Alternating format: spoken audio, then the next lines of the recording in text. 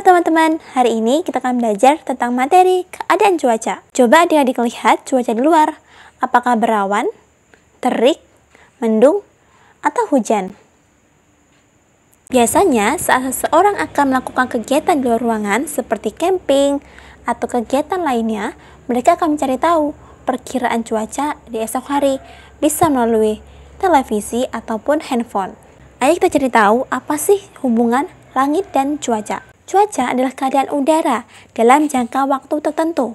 Contohnya, hujan. Berbeda dengan iklim adalah keadaan udara dalam wilayah yang luas dan berlangsung lama. Ada beberapa kondisi cuaca antara lain berawan, panas, cerah, dingin, dan hujan. Mari kita belajar dulu yang cuaca berawan. Cuaca berawan adalah ketika langit diliputi oleh awan, sehingga matahari tidak bisa sampai ke bumi karena terhalang oleh awan, sehingga udara tidak terasa panas. Kemudian, cuaca panas. Cuaca panas adalah ketika sinar matahari bersinar terang dan udara sangat panas. Pengaruh suhu udara yang tinggi membuat kulit serasa terbakar. Lalu kemudian ada cuaca cerah. Nah, cuaca cerah ini adalah ketika langit terang, tidak berawan dan udara terasa hangat. Tapi berbeda dengan cuaca panas ya. Pada saat itu sinar matahari bersinar terang. Waktu yang tepat untuk camping bukan? Kemudian cuaca dingin. Cuaca dingin adalah ketika udara di sekitar kita terasa sejuk atau sangat dingin. Biasanya terjadi saat pagi hari, malam hari, atau ketika hujan. Kemudian cuaca hujan. Cuaca hujan adalah ketika titik-titik air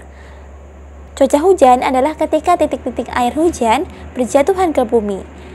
Hujan dapat menyebabkan banjir, bahkan lebih dari itu.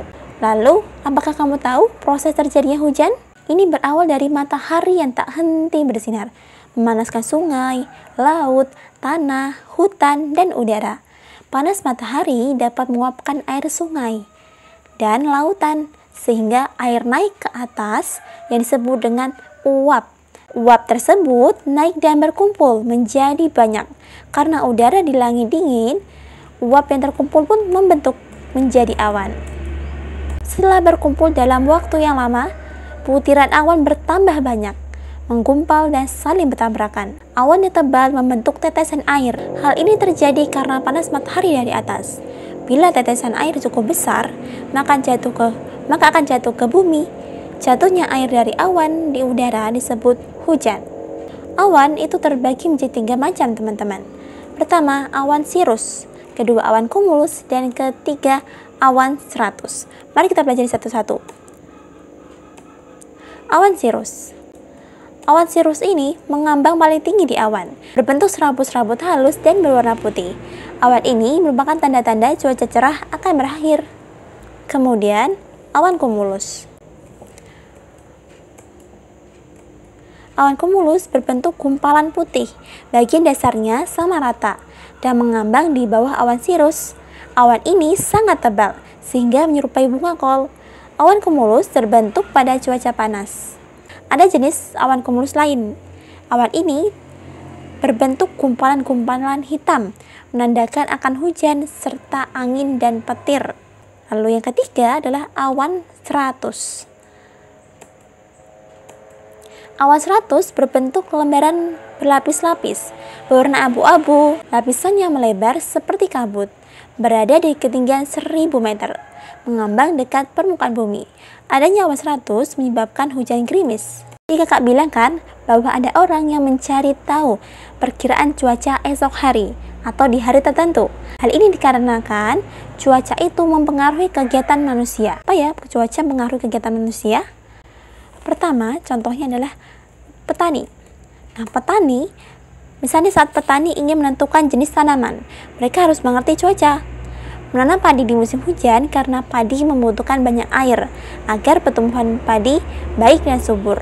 Kemudian, memanen padi saat musim panas karena menjemur padi dibutuhkan panas yang cukup.